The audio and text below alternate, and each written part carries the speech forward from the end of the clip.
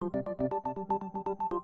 late 2000s Florida Gators were really good, capturing 2 national titles, 1 BCS bowl game title, 1 Heisman Trophy winner, and, oh yeah, 41 arrests. Yes, it appears the Gators were not only good on the field, but they were also good and still are good at getting in trouble off the field.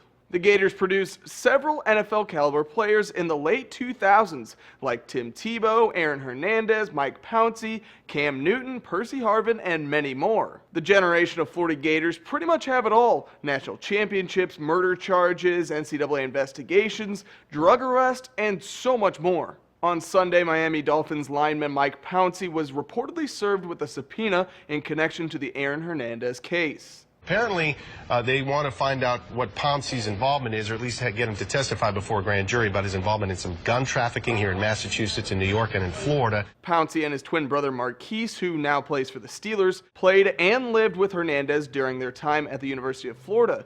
It's unclear if Marquise is facing a similar subpoena. While the Pouncey brothers might have some legal obligations of their own, Hernandez is in much deeper trouble. The former Patriots tight end is currently awaiting trial on murder charges and weapons violations in relation to what police call the execution-style shooting death of semi-pro football player Odin Lloyd. Mike Pouncey and maybe Marquise Pouncey could be caught up with law enforcement thanks to their former college teammate, but that could just be a drop in the bucket compared to the rest of the 2007 Florida Gators. In a New York Times piece written in July this year, writer Greg Bishop reports 41 of Florida's 121 players on teams in the late 2000s were arrested in college or post-college, sometimes both.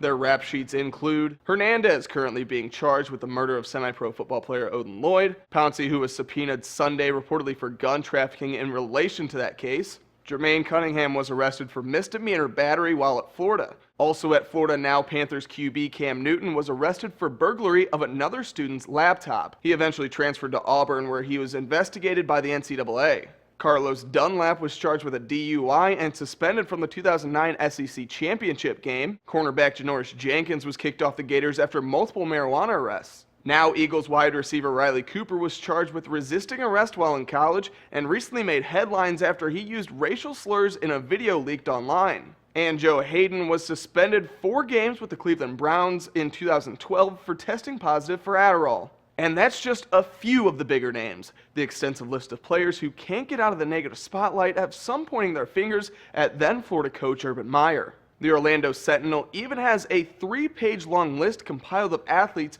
arrested under Meyer and the results of the cases. But a reporter from Miami's WFOR says the problem isn't just isolated with Meyer. Current Florida coach Will Muschamp took over from Urban Meyer in 2011, and his players are still having issues. The trend at UF has continued from Meyer to Muschamp, even with a smaller sample size. UF has put together a record of more than 80 wins since Meyer walked the sidelines. With a total of 44 arrests, the school averages 1 arrest for every 2 wins the team puts together. It appears Pouncey's latest off-the-field involvement with a former Gators troubled teammate looks to be just another notch in the belt of the Florida Gators' late 2000 teams.